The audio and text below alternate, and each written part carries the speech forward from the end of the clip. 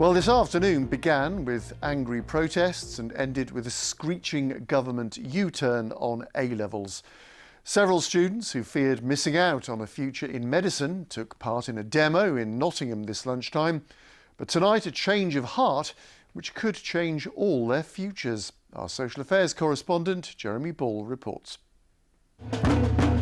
A carnival atmosphere, but this was no celebration. Pupils, parents, political activists joining forces in protest. Ava was predicted an ABC. Her results, BC and an E. I think people are really angry. I feel cheated. I have grades, but they're not what I wanted. They're not what I could have achieved.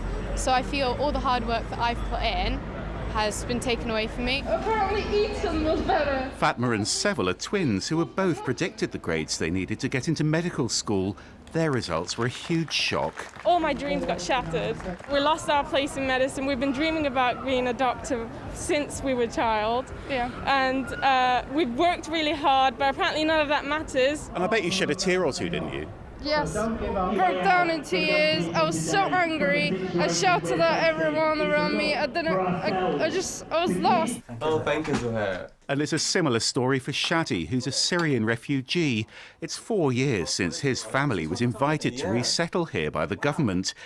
His predicted grades would have meant starting at Southampton Medical School. I was over the moon. Jeremy, this dream to be a doctor was with me since before I arrived in the UK. And after all this hard work I put in, 3 years and a half, getting into medical school, which is really hard course to get in. But when, open my results, it's the opposite side, downhill, literally, just crushed me. This was just one of several protests across the country, and this afternoon, a result.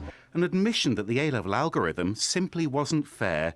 Now teachers' estimates are going to be used instead. We got what we want. We broke into tears and we were just really happy about it. Especially for my twin sister. She couldn't even go through clearing because of how low her grades were. At least we can take a fresh air a little bit, relax a little bit now that we have the grades we need. But Shadi's been told his place at medical school might have gone to someone else who went through the clearing system.